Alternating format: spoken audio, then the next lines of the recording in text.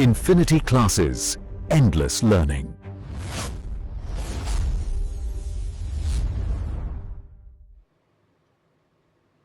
Hello friends, स्वागत है आप सभी का इन्फिनिटी क्लासेस पे। इसके पहले हम लोगों ने अरिथमेटिक प्रोग्रेशन और ज्योमेट्रिक प्रोग्रेशन को पढ़ लिया था। आज हम हार्मोनिक प्रोग्रेशन को आगे बढ़ाएंगे। इसके पहले अगर आप वो दो वीडियो नहीं देखें तो आप उसको देख लीजिए। एक ही वीडियो के अंदर हम कंप्लीट अरिथमेटिक प्रोग्रेशन बताए हैं और एक ही वीडियो के अंदर हम कंप्लीट ज्योमेट्रिक प्रोग्रेशन को बताएं हैं। और आज भी ऐसा ही हम करने वाले हैं। एक ही वीडियो के अंतर्गत हम हार्मोनिक प्रोग्रेशन और जो मीन के पार्ट है, मीन मतलब माध्य के जो पार्ट है, अरिथमेटिक मीन, ज्योमेट्रिक मीन और हार्मोनिक मीन को आज ही हम ख़त्म कर देंगे। साथ में साथ हम ग्रेजुएशन के पोर्शन को भी लेके चल रहे हैं। ग्रेजुएशन पोर्शन में अपना ग्रुप थ्योरी चल रहा है, अगर आप वो नहीं देखें तो आप उसको भी देखिए। साथ में साथ जो विगत कई वर्षों में जो जितने सारे न्यूमेरिकल पूछे गए, हम उन न्यूमेरिकल का भी अवलोकन कर रहे हैं, मूल्यांकन कर रहे हैं एक बेहतरीन तरीके से कि ये क्वेश्चन है उसकी थ्योरी पार्ट उसमें क्या यूज़ हुआ, उसमें क्या कोई अगर ट्रिक वगैरह लग रहा है, अगर कोई ऐसा कुछ उसमें यूज़ हो रहा है तो उसको भी साथ में साथ बताया जा रहा है। क्वेश्चन की प्रैक्टिस ज़रूरी है। हम लोग जिस डिपार्टमेंट से हैं, मैथमेटिक्स डिपार्टमेंट में, केवल थ्योरी पार्ट से अपना काम नहीं बनने वाला है। जितना ज़्यादा हम क्वेश्चन की प्रैक्टिस करेंगे उतना ही बेहतर हमारे लिए होगा। तो इसीलिए अगर क्वेश्चन की प्रैक्टिस साथ में साथ करते जाएंगे तो ये थ्योरी की पार्ट भी अपना बेहतरीन तरीके से क्लियर होता जाएगा।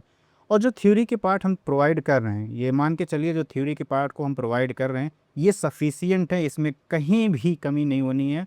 अगर किसी भी एग्ज़ाम के लिए उठा के देख लेंगे ये एक्स्ट्रा ही होगा, कम नहीं होगा। ठीक है, लेवल ठीक ठाक रखा गया है।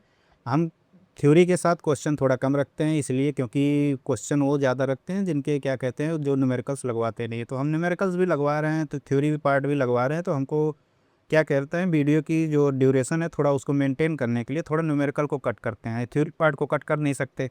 मैं कोई ऐसा बैच चला नहीं रहा हूँ, ऑफलाइन ऐसा कोई बैच चला नहीं रहा हूँ जिसमें हम उस पार्ट को बताऊँ आप लोगों को, यहाँ ना बताऊँ बाद में कहूँ उस बैच को ज्वाइन करिए, ऐसा कुछ है नहीं। अपने पास जो भी है यहाँ पे जितने भी मटेरियल हैं, जितने भी मटेरियल्स यूज़ होते हैं टीचिंग एग्ज़ाम में, जितने पूछे जाते हैं, उन सारे मटेरियल को कलेक्ट करके हम यहाँ पे प्रोवाइड कर रहे हैं। ज़रूरी है आपको पढ़ने की, जो कि पढ़ाई नहीं हो रही है तो पढ़ाई स्टार्ट कर दीजिए दोस्त। एग्ज़ाम के टाइम बहुत कम बचे हैं, बहुत लिमिटेड टाइम बचा है, तो ज़रूरी है हम अपने पास जितना टाइम है उस टाइम के तहत हम पूरा अपना जो जो समय हमारे पास है, जो हमारे पास ताकत है, उसको एक साथ एक बार में हम झोंक देते हैं। तो चलो आज लेट नहीं करते हैं, सीधे हम आज स्टार्ट करते हैं। कापी कलम ले लीजिए, ज़रूरी है मैथमेटिक्स अगर पढ़ रहे हैं केवल वीडियो मत देखिए, कापी कलम उठा लीजिए, साथ में साथ उसको पढ़ते जाइए। तो कापी कलम उठा लीजिए, हमारे साथ जो हम बताएं उसको नोट पॉइंट लिखते भी जाइए। जो पीपीटी है, ये पीपीटी को हम टेलीग्राम चैनल पे प्रोवाइड कर देते हैं, आप वहाँ से इसको ले लिया करिए। रिवीजन करने के लिए काफ़ी आसानी है क्योंकि इसमें बहुत ज़्यादा थ्योरेटिकल पार्ट नहीं है। जो जो पॉइंट यूज़ के लिए वो पॉइंट यहाँ पे लिखे गए हैं, तो आपकी रिवीजन के लिए थोड़ा ये जल्दी कर देगा, तो इसीलिए आप इसको टेलीग्राम से ले लीजिए। बाकी सबसे ज़रूरी जो होता है पढ़ाई के असली तरीका जो होता है, जो तरीका सबसे ज़्यादा फ़ायदे वाली चीज़ है वो यही है कि आप उसको बार बार खुद से लिखो, खुद से पढ़ो, खुद का नोट्स बनाओ, ताकि जो एग्ज़ाम टाइम में एक ऐसा नोट्स बने, जो 10 पेज का एक नोट्स ऐसा बने जो तुरंत रिवीजन हो जाए, हम आगे बढ़ जाए। तो ठीक है, चलो बढ़िया है, तो फिर अपने क्लास को स्टार्ट करते हैं। हम आप सभी का स्वागत करते हैं अपने इन्फिनिटी क्लासेस में। बेहतरीन क्लास होगा, इसके लिए निश्चिंत रहिए कि क्लास कैसे होने वाली है, इस बात पे कोई डाउट नहीं है। अगर ये वीडियो आपको पसंद आए अपने यार दोस्तों को भी बताइए, लाइक करिए, फॉलो करिए, सब्सक्राइब करिए, जो करना हो आप करिए। लेकिन ये है कि ज़रूरी है अपने पढ़ाई को स्टार्ट करिए। चलिए स्टार्ट करते हैं। क्या करना है, हार्मोनिक प्रोग्रेशन को पढ़ना है। तो हार्मोनिक प्रोग्रेशन क्या होता है, जैसे हमने अरिथमेटिक प्रोग्रेशन को पढ़ा, उसी तरह हार्मोनिक प्रोग्रेशन जो होता है अरिथमेटिक प्रोग्रेशन का रेसिप्रोकल होता है। तो यही यहाँ पे लिखा गया है। डिफिनीशन में क्या लिखा गया उसको ध्यान से पढ़ो। हम डिफिनीशन को पहले विशेष तरीके से जो जो उसमें ज़रूरी है उसको मार्क करते हैं, उसको समझाते हैं, उसके बाद हम आगे बढ़ते हैं। तो क्या कह रहा है कि एक हरात्मक श्रेणी जिसको कहते हैं harmonic progression, a harmonic progression is a sequence, एक ऐसा अनुक्रम है जिसके पदों का the reciprocal of its term are in the arithmetic progression. अगर उनके पदों को उल्टा कर दिया जाए तो अरिथमेटिक प्रोग्रेशन में हो जाते हैं। इन्हीं को हम क्या कहते हैं, हार्मोनिक प्रोग्रेशन कहते थे। ये हार्मोनिक प्रोग्रेशन अपना क्या होता है भाई, पहला चीज़ तो यही हार्मोनिक प्रोग्रेशन, ये रहा लिखा ना, एचपी जिसको बोलते हैं, शॉर्ट फॉर्म में क्या बोलते हैं, एचपी बोलते हैं कि नहीं बोलते। अपना ये एचपी लिखा गया, तो एचपी क्या होता है भाई, ये एचपी जो अपने एचपी के जो टर्म्स दिए रहेंगे उस टर्म को कह रहा है कि अगर हम उल्टा कर दें। ठीक है, उल्टा करने का मतलब क्या है तो मान लो कि अपने पास T1 T2 T3 ऐसे कुछ टर्म्स दिए गए हैं, उस टर्म को उल्टा कर दो, यानी 1/T1 1/T2 1/T3 ऐसे डॉट डॉट 1/Tn तक चले गए। तो वही क्वेश्चन में ये साफ साफ कह रहा है कि जो ये हार्मोनिक प्रोग्रेशन होगा, अगर उसके टर्म को हम उल्टा कर दें, वो अरिथमेटिक प्रोग्रेशन बना ले, तो वही अपना क्या हो जाता है, हार्मोनिक प्रोग्रेशन हो जाता है। जैसे ये टर्म्स हमको दिए गए हैं, क्या दिया गया भाई, T1 T2 T3 dot dot, ये एसपी होगा कब होगा, जब 1/T1 1/T2 1/T3 किस में हो जाए, एपी में हो जाए। इन सब टर्म को थोड़ा ध्यान रखिएगा, क्योंकि ये सब ज़रूरी है कि हमने एपी कैसे बनाए, ये सब नहीं पता रहेगा तो फिर अपना काम नहीं बनने वाला। तो मोटा मोटा क्या हुआ कि हमने, इसका मतलब ये हुआ कि हमने जो अरिथमेटिक प्रोग्रेशन में जो प्रॉपर्टीज़ पढ़े थे, जो हमने कैसे उसके nth टर्म निकाल रहे थे, ये सब क्या अरिथमेटिक प्रोग्रेशन में यूज़ होना है, बिल्कुल उसी तरह सब कुछ यूज़ होना है। इसीलिए एसपी को ज़्यादा लाइटली, मतलब ये है कि ज़्यादा लाइटली मत लेना, या इस पर ज़्यादा टेंशन लेने की बात नहीं है, क्योंकि हमने अरिथमेटिक प्रोग्रेशन को बेहतरीन तरीके से पढ़ा है। अगर अरिथमेटिक प्रोग्रेशन आपको आ रहा है तो हार्मोनिक प्रोग्रेशन आप आराम से लगा ले जाएंगे, कहीं भी कोई दिक्कत नहीं आएगा। यहाँ तक बात समझ में आती है। देखो हमने एक डायग्राम बनाया है, एसपी क्या होगा, एसपी अगर एसपी के टर्म्स लिए गए उसका रेसिप्रोकल कर दो तो अरिथमेटिक प्रोग्रेशन में हो जाते हैं, ठीक है। फिर अरिथमेटिक प्रोग्रेशन के हमने कैसे nth टर्म निकालते हैं, उसका सम कैसे निकालते हैं, ऑलरेडी सब कुछ सीख रखा है, ठीक है। चलो फिर आगे बढ़ते हैं। आगे क्या कह रहा है उस टर्म को हम समझते हैं। यहाँ 2-3 टर्म हमको लिखे गए हैं, कह रहे हैं कि ये 1/2 1/5 1/8, ये देखो यहाँ पे लिखा गया कि नहीं लिखा गया। अभी हमसे पूछ रहा है कि ये बताओ ये एचपी में है कि नहीं है। अभी हम थोड़ी देर पहले पढ़ के आए कि भाई कोई भी एग्जाम्पल हो, उसको एग्जाम्पल को देखते, ओहो सॉरी सॉरी सॉरी, तो इसको पेन की जगह मैंने उसको ले लिया। चलो कोई भी एग्जाम्पल हो उसको हम देखते हैं। क्या कह रहा है कि 1/2 है और 1/5 है, 1/8 कह रहा है कि बताओ भैया अगर ये एचपी, क्या ये एचपी में है। अभी हमने थोड़ी देर पढ़ के आया, क्या पढ़ के आया भैया, कि जो 1/2 1/5 1/8 ये सब लिखे हैं एचपी में होगा, इसका जो इन्वर्स होगा, जो इसका रेसिप्रोकल होगा, रेसिप्रोकल क्या होगा, 2, 5, इसके जो टर्म्स के रेसिप्रोकल होंगे तो किस में होंगे, अरिथमेटिक प्रोग्रेशन में होंगे। अरिथमेटिक प्रोग्रेशन की हमने प्रॉपर्टी पढ़ के आया था, वो क्या होता भाई, कि जो ये मान लो ये टर्म उठाए, इसके माइनस करो, 5 - 2 करो, फिर 8 - 5 करो, कुल मिला के उनमें जो कॉमन डिफरेंस होता है वो बराबर आना चाहिए कि नहीं आना चाहिए, जिसको हम डी बोलते हैं। क्या बोलते हैं भाई, कॉमन डिफरेंस बराबर आना चाहिए। अगर ये अरिथमेटिक प्रोग्रेशन में हो गया तो हम कह देंगे भाई जो टर्म्स हमको दिए गए हैं वो जो हार्मोनिक प्रोग्रेशन में होंगे। तो क्या देखो बराबर है, 5 में से 2 गया कितना आएगा, 3 आएगा, 8 में से 5 गया कितना आएगा, 3 आएगा। भाई इसका मतलब क्या हुआ, ये जो यहाँ पे लिखा गया है ये भैया कुछ और नहीं, हाँ भैया ये हार्मोनिक प्रोग्रेशन में होगा। किसी को कोई डाउट है क्या, कोई डाउट नहीं है। इसी तरह दूसरे, जो दूसरा टर्म्स लिखा गया उसको समझते हैं, क्या ये होगा कि नहीं होगा, इस बात को समझते हैं। तो हमने क्या पढ़ा भाई, अभी थोड़ी देर पढ़ के आया, हमने कैसे पढ़ के आए भैया, जो ये लिखा गया इसका हम इन्वर्स करें तो इन्वर्स करोगे कितना, 1/2 हो जाएगा, 2/5 हो जाएगा, इन्वर्स मतलब रेसिप्रोकल करें, 2/5 हो जाएगा, 3/10 हो जाएगा। ये किस में होना चाहिए भैया, ये होना चाहिए एपी में। इसका मतलब क्या हुआ कि 1/2 2/5 3, ये किस में होगा, एपी में होगा, अरिथमेटिक प्रोग्रेशन में होगा। अरिथमेटिक प्रोग्रेशन में भी थोड़ी देर पहले बताया मैं कि अरिथमेटिक प्रोग्रेशन में होगा, तो इसको चेक कर सकते हैं। अरिथमेटिक प्रोग्रेशन को कैसे हम चेक करते थे, थोड़ा याद करिए। हम क्या करते थे, 2/5 में से 1/2 घटाते, कितना आएगा दोस्त, ये घटाओगे कितना आ जाएगा, 10 एलसीएम हो जाएगा।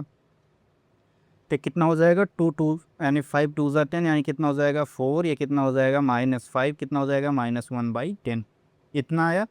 इसी तरह अगर हम 3/10 -2/5 करके निकालेंगे तब कितना आएगा, कॉमन डिफरेंस हम देखते हैं। फिर इसका एलसीएम कितना हो जाएगा, 10 हो जाएगा, ये कितना होगा 3, ये हो जाएगा -4, फिर घटाओगे तो -1/10 आएगा। हाँ फिर मैंने देखा कॉमन डिफरेंस बराबर आ रहा है, तो इसका मतलब इसको कह सकते हैं कि भैया कुछ नहीं, हार्मोनिक प्रोग्रेशन में है कि नहीं है। यहाँ तक बात समझ में आया, यहाँ तक बात समझ में आ गया तो फिर हम लोग दोस्त आगे बढ़ते हैं। तो इसका मतलब क्या हुआ कि एक हार्मोनिक प्रोग्रेशन को अगर हम जनरल तरीके से लिखना चाहे, ए और डी के टर्म में लिखना चाहें तो कैसे लिखेंगे, ज़रा उस बात को समझते हैं थोड़ा। चलो देखते हैं कैसे लिखेंगे। इसका मतलब क्या हुआ कि अगर कहीं पे तुमको ऐसे लिखा गया है, क्या लिखा गया भाई, अगर हमको लिखना पड़े कि जैसे क्या है, जब हम एपी में ध्यान दो तो एपी में हम कैसे पढ़ते थे कि अगर मान लो ये अपना जो लिखा है T1 T2 T3 ऐसे कुछ पढ़ते थे कि नहीं पढ़ते थे। अगर ये TN जैसे TN टर्म तक लिखा है, इसके आगे भी लिखा हो, अगर ये एसपी में है तो हम इसको क्या कह रहे हैं भैया, जो 1/T1 है, 1/T2 है, ये 1/T3 है, ऐसा कुछ लिखे हैं कि नहीं, एक कॉमा है ना कि प्लस है दोस्त। इसी तरह 1/Tn हो जाएगा। इसी तरह ये आ गई, ये किस में होगा, अरिथमेटिक प्रोग्रेशन में होगा कि नहीं होगा। जब अरिथमेटिक प्रोग्रेशन में हमने T1 T2 T3 को ऐसे क्या लिखे, तो वहाँ T1 को क्या लिखते थे ये बता सकते हो, T2 को क्या लिख सकते थे ये बता सकते हो, T3 को क्या लिखते थे ये बता सकते हो। ये ऐसे डाट डाट ऐसे आगे बढ़ते जाएंगे, हमको बात को समझना है। हम क्या जानते थे भैया, T1 का वहाँ फर्स्ट टर्म ए माने थे, तो हमने ए लिखा था। यहाँ पे क्या लिखा था भैया, ए प्लस डी लिखा था, क्योंकि सेकंड टर्म निकालने के लिए ए प्लस डी लिखे थे। थर्ड टर्म को निकालने के लिए दो एक डी और जोड़े थे। इसी तरह जब हम T1 आ गए थे, जैसे यहाँ 3 है तो यहाँ 2 लिखे थे, यहाँ कितने लिखे थे, ए प्लस एन माइनस 1 डी लिखे थे कि नहीं लिखे थे। एक इसके लिए बात कर रहे हैं, ये बात कर रहे हैं अरिथमेटिक प्रोग्रेशन के लिए बात कर रहे हैं। यहाँ तक बात समझ में आया। अब क्या है कि इसी का रेसिप्रोकल में ही तो लिखा गया, तो इसका मतलब क्या है कि अगर हमें कहीं लिखना हुआ कि भैया जनरल टर्म अगर कहीं लिखना हुआ तो इसको कैसे लिखोगे, तो इसको मतलब ये है कि 1/A, 1/A plus D, 1/A plus 2D, 1/ ऐसे डाट डाट ऐसे कहाँ तक लिखोगे, 1/A plus n minus 1D। इसी तरह लिखोगे कि नहीं लिखोगे, बताओ जी। इसी का रेसिप्रोकल कर दोगे तो किस में हो जाएगा, HP में हो जाएगा कि नहीं हो जाएगा। देखो ऐसा कुछ यहाँ पे एक लाइन सेंटेंस लिखा गया, वहाँ ध्यान नहीं गया होगा। This is the most general representation of an HP। देखो ये HP में रिप्रेजेंट करेगा कि नहीं करेगा, क्योंकि AP का उल्टा जो होता है वो अपना हार्मोनिक प्रोग्रेशन होता है। यहाँ तक बात समझ में आया क्या। चलो फिर हम आगे बढ़ते हैं। इस बात को समझ गया तो फिर आगे भी सारे चीज़ समझ में आ जाना है। अब ये देख रहे हैं कि हम AP का उल्टा कर रहे हैं, तो AP का उल्टा कर रहे हैं तो फिर कभी कभी क्या, अगर बीच के टर्म में कहीं ज़ीरो आ गया, क्या ज़ीरो को उल्टा करेंगे तो क्या उस वैलिड रहेगा, क्या कभी ज़ीरो से डिवाइड कर सकते हो, क्या नहीं कर सकते। तो इसीलिए एक HP में no term of HP can be zero. एक HP में कोई भी ऐसा टर्म नहीं होगा जो ज़ीरो हो सकता है। तो ये ध्यान रखना कि HP में कोई भी टर्म ज़ीरो नहीं हो सकता, कभी कभी एक नंबर में ये पूछ सकता है। ये सेकेंड पॉइंट को समझने से पहले हम आपको एक छोटा सा एग्जाम्पल बताते, हो सके तो हम लिखे हैं कि नहीं लिखे हैं, हम देख लेते हैं। यहाँ पे एक मिनट, ये नहीं ये नहीं, ये पोर्शन लिखा गया। चलो इस बात को हम समझाते हैं। क्या कह रहा है कि ABC HP में है। किसमें कह रहा है, ABC किस में है दोस्त, HP में है। तो सिद्ध कीजिए कि A minus B divide by B minus C is equal to A by C. ये बहुत इंपॉर्टेंट। अभी इसे थ्रू हम देखो एक्स को एक जनरल टर्म की तरह, इसी को जगह पे एक एक्स मान के हम आपको दिखा देंगे कि ये विभिन्न डिफरेंट सीरीज के लिए, विभिन्न डिफरेंट सीक्वेंस के लिए सी एक्स का मान क्या क्या होगा। तो क्या कब AP हो जाएगा, कब GP हो जाएगा, कब HP हो जाएगा। इस बात को समझने से पहले चलो इसको हम थोड़ा सा जल्दी से प्रूव कर लेते हैं। तो प्रूव करते हैं भाई, कैसे प्रूव होगा उसको बात को समझते हैं। कैसे समझते हैं, क्या कह रहा है कि ABC अपना दिया गया, कह रहा है भैया HP में है। हम थोड़ी देर पहले बताया कि अगर HP में है तो इसका रेसिप्रोकल करोगे, 1/A 1/B 1/C करोगे, किस में आएगा, अरिथमेटिक प्रोग्रेशन में आएगा कि नहीं आएगा, बिल्कुल आएगा।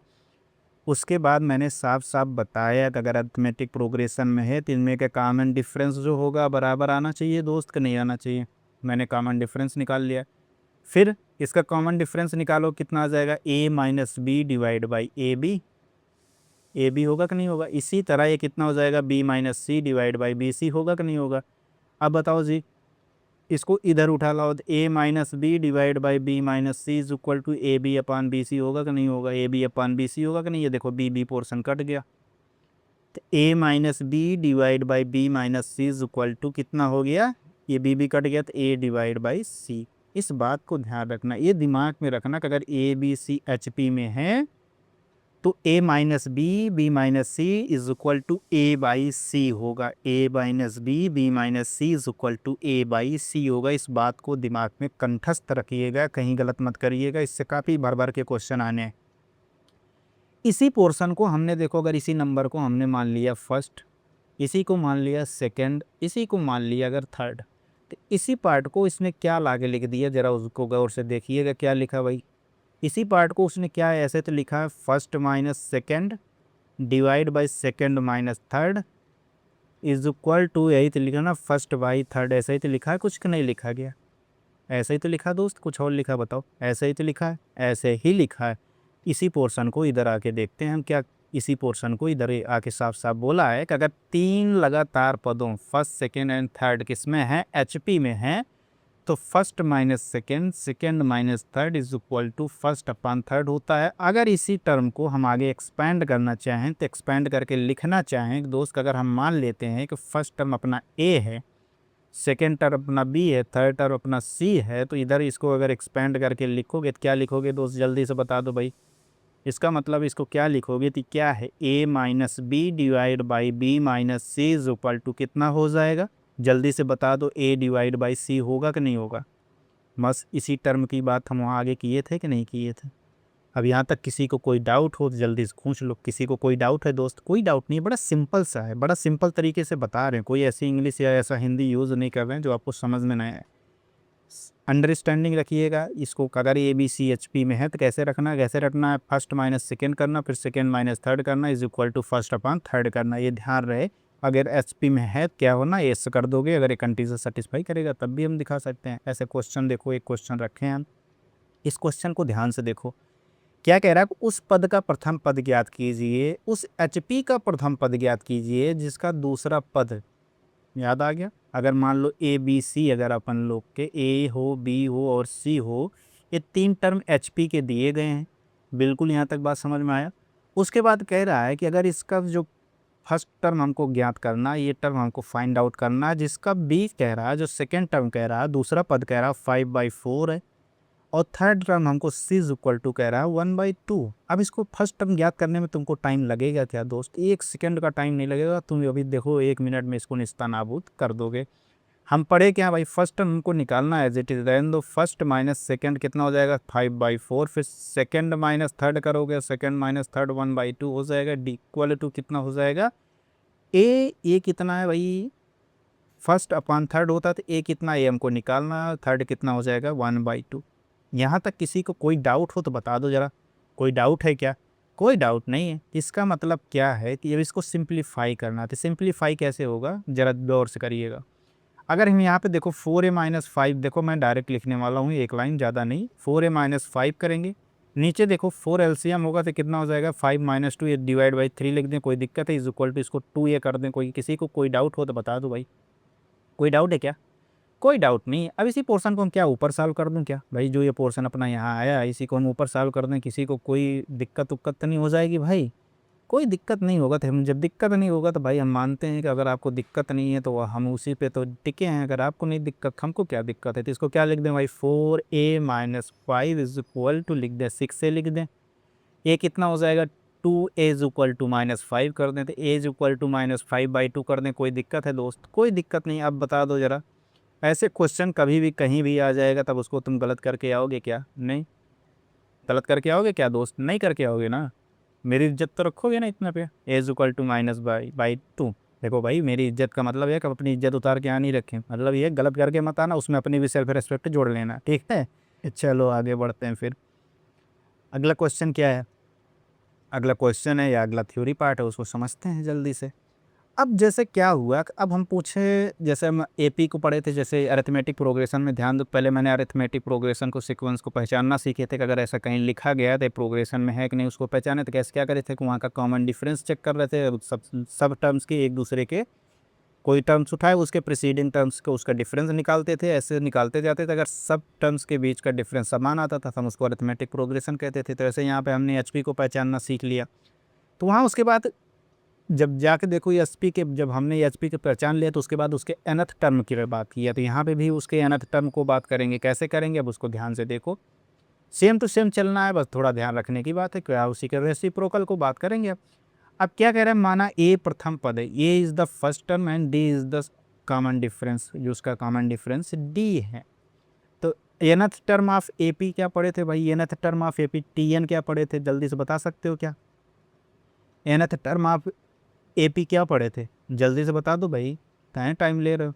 nth टर्म ऑफ एपी पढ़े थे, nth टर्म ऑफ एपी क्या पढ़े थे, टर्म ऑफ एपी पढ़े थे भैया, T N is equal to A plus n-1d पढ़े थे कि नहीं पढ़े थे?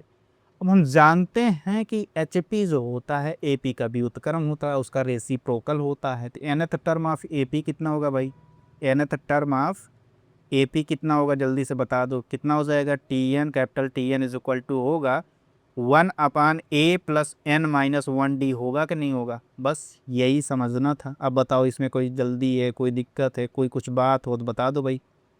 ऐसा कुछ है, कोई दिक्कत है क्या? कोई दिक्कत नहीं है, यही nth टर्म हो गया अपना। बताओ जी, बड़ा सिंपल है कि नहीं सिंपल है? चलो आगे बढ़ते हैं। वहाँ nth टर्म फॉर्म बिगिनिंग पढ़े थे, nth टर्म फॉर्म एंड भी पढ़े थे। तो nth टर्म फॉर्म एंड क्या पढ़े थे भाई? टी एन का एपी में जरा उसको बताओगे? वहाँ पे भैया हमने पढ़ा था nth टर्म जो होता है, बता दो ना क्या पढ़े थे। वहाँ हमने पढ़ा था एपी के लिए nth टर्म फॉर्म एंड। एक बार रुक जाओ, सही कर दो इसको। nth टर्म फ्रॉम एंड, किसमें? इन एपी क्या पढ़ के आए थे भैया? हम ये पढ़ के आए थे, जहाँ उसको हम टी एन डैश लिखे थे। हम क्या पढ़े थे भैया? T N dash is equal to L-n-1d पढ़े थे कि नहीं पढ़े थे? अब यही nth टर्म हमको पता करना है, किसमें? हार्मोनिक प्रोग्रेशन में पता करना हो तो कैसे लिखेंगे? तो nth टर्म क्या भैया? nth term from and in harmonic progression कितना हो जाएगा भैया? टी एन डैश को क्या लिखोगे? इसका टी एन डैश इसका क्या हो जाएगा? बस जो ए पी है उसका उल्टा कर दो, कितना? L-n-1t। अगर अब कहीं ऐसा कुछ आ जाएगा, क्या तुम बता सकते हो कि नहीं बता सकते? बताओ, बता ले जाओगे ना? कोई गलती तो नहीं करोगे? कोई गलती नहीं, गलती की कोई गुंजाइश नहीं हुई है भाई। इससे सिंपल और क्या हो सकता है? बताओ, चलें आगे बढ़ें। ठीक है, हम आगे बढ़ते हैं।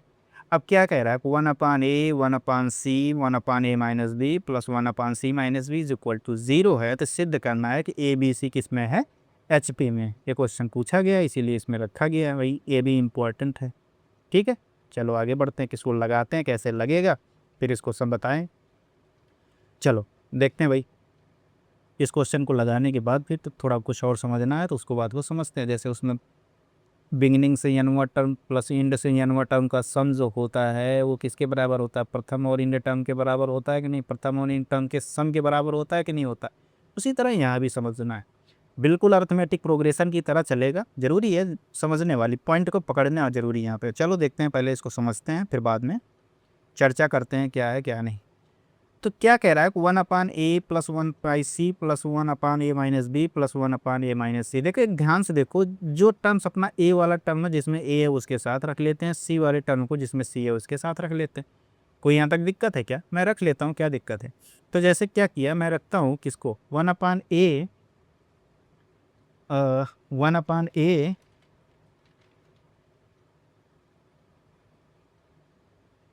या ऐसा कर दो, ऐसा ही कर लो, सही रहेगा। इससे थोड़ा कैलकुलेशन बढ़ता जा रहा है। हम ऐसा ही कर लेते हैं कि देखो, हम इसको ना करके जो ऊपर किए हैं इसको ना करके हम सीधे ऐसा करते हैं ना। जैसे देखो ए बी सी हम तीनों में बनाते थे, ए बी सी बनाने के लिए इस वाले पोर्शन को इसके साथ रख लो, ए बी सी अगर करेंगे तो इसमें आ जाएगा। तो ऐसे ही कर लेते हैं, ऐसा भी आसानी रहेगा। चलो करते हैं, फिर देखते हैं क्या होता है। हम 1/a को हम किसके साथ रख ले रहे हैं? 1/c-b के साथ। इसी तरह 1/c को हम किसके साथ रख ले रहे हैं? 1/a-b के साथ। हम थोड़ा सिंप्लीफाई करते हैं। सिंप्लीफाई कैसे करोगे दोस्त? सिंप्लीफाई ये करोगे कैसे? c-b हो जाएगा प्लस a डिवाइड बाई कितना हो जाएगा? a-c-b होगा कि नहीं होगा? इसी तरह इसको करोगे कितना हो जाएगा? a-b plus c divide by c-a-b होगा कि नहीं होगा? बताओ जी, यहाँ तक किसी कोई डाउट है क्या? कोई डाउट नहीं है। अगर यहाँ तक डाउट नहीं है तो आगे बढ़ते हैं हम लोग। फिर दिक्कत क्या है? फिर ऊपर देखो ए क्या लिखा? a-b प्लस सी। देखो a-b प्लस सी ऊपर कॉमन दिख रहा था, हम इसको कॉमन करते हैं। क्या a-b प्लस सी हमको क्या करना है? कॉमन कर लिए। तब देखो कॉमन कर लिए, तब इसको सिंप्लीफाई करोगे कितना हो जाएगा? c a-b, ये कितना हो जाएगा? Plus ac-b। और देखो नीचे गुणा कर देते हैं, नीचे गुणा करोगे कितना हो जाएगा? ac, ये देखो c-b है ना, तो ये हो जाएगा ac c-b का स्क्वायर। यहाँ तक किसी को कोई डाउट है? कोई डाउट हो तो बता दो दोस्त। अब इसको मैं इधर ला के सॉल्व करता हूँ, इधर ऊपर की तरफ। तो कितना हो जाएगा भाई? ये हो जाएगा a-b माइनस नहीं प्लस सी। ए हो जाएगा, सॉल्व करोगे कितना हो जाएगा? ऊपर ac-bc, ये हो जाएगा ac-ab डिवाइड बाई कितना हो जाएगा दोस्त? ये डिवाइड बाई हो जाएगा ac-b-c का होल स्क्वायर इक्वल टू कितना हो जाएगा? 0। ठीक है, फिर इसको आगे बढ़ाते हैं प्रोसीजर को। देखो AC कुछ कटने वाला है क्या भाई? इसमें कुछ कटने वाला तो है नहीं, तो कुछ कटने वाला नहीं है। तब देखो इसके क्या क्या हो सकता है फिर? एक हो सकता है a minus B plus C equal to 0 हो सकता है, इसको कर सकते हैं। दूसरा क्या कर सकते हैं भाई? दूसरा ये कर सकते हैं, देखो यहाँ पे ये ए बी है, ए बी कहीं दिख रहा है? नहीं दिख रहा है। ये सी है, कोई नहीं दिख रहा है। चलो 2ac दिख रहा है, या 2ac minus B C minus A B equal to 0 होगा कि नहीं होगा? अब देखो ये तो ये 0 होगा, तो ये एक 0 होगा। ये b इज इक्वल टू कितना हो जाएगा? b is equal to a plus C हो जाएगा, या तो ये होगा। तो दूसरा कंडीशन क्या मिलेगा? तो ये देखो इधर जो नेगेटिव है एक तरफ लेके आते हैं, बी कॉमन है, बी कॉमन कर लेते हैं, कितना हो जाएगा? a plus C is equal to 2ac होगा कि नहीं होगा? तो b इज इक्वल टू कितना हो जाएगा? 2ac divide by a plus C हुआ कि नहीं? अब हम जानते हैं, अभी पढ़ाए नहीं है लेकिन ये हम जानते हैं, अगर हार्मोनिक मीन है तो ऐसा कुछ ऐसा कंडीशन मिलता है, b is equal to 2ac plus divide by a plus C. अगर ये ऐसा कुछ मिल जाए तो हम कह देते हैं कि a b c किस में है? HP में है। ठीक है, अभी अभी आगे बताने वाला हूँ। अभी ये क्वेश्चन पहले मिल गया तो भाई क्या करोगे? बता दिया। फिर देखो ये प्रॉपर्टी है, ये प्रॉपर्टी बताया ना, अगर A B C harmonic progression में है। अब भाई बता दे रहा हूँ क्योंकि इसी क्वेश्चन की वजह से यहाँ बताना पड़ रहा। ए बी सी हार्मोनिक, देखो ए बी सी अगर हार्मोनिक प्रोग्रेशन में है तो b is equal to 2ac divide by a plus C होता है। इस बात को थोड़ा गौर रखिएगा, ध्यान रखिएगा, दिमाग में बैठाए रखिएगा। एक तो ये मिला, दूसरा ये भी तो मिला था a plus C minus B equal to 0। अगर ऐसा कुछ कंडीशन मिला, ऐसा कहीं उसमें लिखा रहा, अगर ऐसे कहीं इसमें ऑप्शन वगैरह में ऐसा कुछ कंडीशन लिखा रहा तो इसको भी सही कर सकते हो, ये भी एक कंडीशन ही है। नहीं समझ में आया? ठीक है, तो इसका मतलब ये बात समझ में आया क्या हुआ क्या नहीं हुआ, कि हार्मोनिक मीन का जैसे हार्मोनिक प्रोग्रेशन का कंडीशन ए बी सी अगर हार्मोनिक प्रोग्रेशन है तो B is equal to 2ac divide by a plus C होता। एक कंठस्थ रहना चाहिए, दिमाग में हमेशा बैठा रहना चाहिए। जैसे वहाँ पे जब ए बी सी अगर हम कहते थे अरिथमेटिक प्रोग्रेशन में तो क्या कहते थे? ये भी ध्यान रखना, जैसे क्या कि ये दिमाग में ये तो नहीं चल रहा भैया ए बी सी जब अपना था ए पी था, हम कहते थे 2b is equal to a plus C, यानी कुल मिला के b is equal to a plus C by 2, ऐसे करते थे। अब तुम्हारे दिमाग में ये नहीं चल रहा कि हार्मोनिक मीन जो होता है ए पी का उल्टा होता तो इसका उल्टा होना चाहिए, ऐसा नहीं सोचते, ऐसा नहीं सोचते, बिल्कुल भी नहीं सोचते। हम क्या बताएं, इसका उल्टा होना चाहिए, 1/a 1/b 1/c ये होना चाहिए ना। और इसको करो, अगर 1/b का 2 टाइम्स करोगे कितना हो जाएगा? 1/a प्लस 1/c होगा कि नहीं होगा? कितना हो जाएगा? a प्लस सी अपन, अब ये कितना हो जाएगा? 2 डिवाइड्स बाई b, ये कितना हो जाएगा? a plus C divide by कितना हो जाएगा दोस्त? a plus C divide by A C होगा कि नहीं होगा? होगा। ये b 1/b is equal to कितना हो जाएगा? a plus C divide by 2ac। तो b इज इक्वल टू कितना आ गया? 2ac अपान a प्लस सी आया कि नहीं है? देखो ये मिला कि नहीं मिला? यही तो आया 2ac अपान a प्लस सी। ऐसा करना। अब ऐसा नहीं कि तुम रिजल्ट निकाल के उसके बाद उलट रहे हो, नहीं, उसको रिजल्ट निकाल के नहीं उलटना, ये ध्यान रखना। ठीक है, इसको मिटा दूँ क्या? चलो इसको मिटा देता हूँ मैं। ये सब छोटी छोटी चीज़ें यहाँ अब यहाँ बीच में लिखने की ज़रूरत नहीं, क्योंकि नोट्स को गंदा कर देगा, इसीलिए मैं यहाँ से हटा रहा हूँ।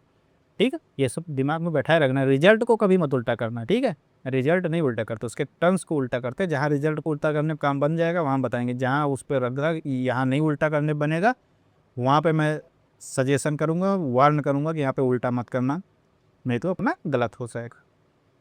इसका मतलब क्या हुआ? हार्मोनिक प्रोग्रेशन क्या हुआ भाई? हार्मोनिक प्रोग्रेशन जो होता है रेसिप्रोकल का उल्टा होता है। और क्या होता है भाई? ये इसके कोई भी टर्म जीरो नहीं होता है। इसका एनवा टर्म क्या होगा? 1/a plus n minus 1d होगा from the beginning, 1/l minus n minus 1d होगा फ्रॉम द एंड। यहाँ तक बात समझ में आ गया? यहाँ तक बात समझ में आ गया तो फिर आगे बढ़ते हैं।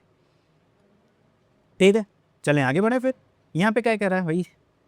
हाँ, यहाँ पे देखो वही कि रिलेशन क्या है भाई, सीरीज AP और GP में रिलेशन क्या है? AP और GP में ये रिलेशन है भाई, अगर A1 A2 A3 dot dot dot AN तक अगर ये HP में है तो उसका रेसिप्रोकल जो होगा AP में होगा। तो वही लिखा है, हरात्मक श्रेणी जो होता है समांतर श्रेणी का व्युत्क्रम होता है। HP is the reciprocal of AP, इस बात को रखा है उन्होंने दिमाग में कि AP क्या होता है, HP क्या होता है, AP का रेसिप्रोकल होता है। यहाँ तक बात समझ में आ गया हो तो फिर आगे बढ़ते हैं हम लोग।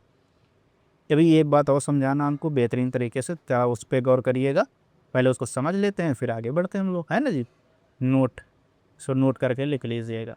जैसे हम लोगों ने अरिथमेटिक प्रोग्रेशन में पढ़ा था क्या, कि nth term from the beginning and sum of the nth from of the beginning and the end से nth टर्म जो होगा उनका सम करेंगे तो वो फर्स्ट टर्म और लास्ट टर्म के सम के बराबर होता है। वही चीज़ यहाँ करना है। जैसे क्या HP पढ़ रहे हैं तो यहाँ 1/n होता है, तो 1/n nth term from the nth term of HP from the from the beginning. ठीक है, यहाँ तक बात समझ में आया? ठीक है, plus 1 nth term from the nth term from the, कहाँ से? From H P, from H nth term of H P from the end लिख दो, क्या दिक्कत है? nth term of H P कहाँ से? From the end. ठीक, ये पूरा साथ 1 इस डिवाइड के अंदर है।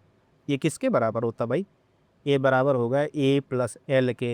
यहाँ पे ए क्या है? 1 first term of H P plus 1 last term of H P. बात समझ में आया यहाँ तक?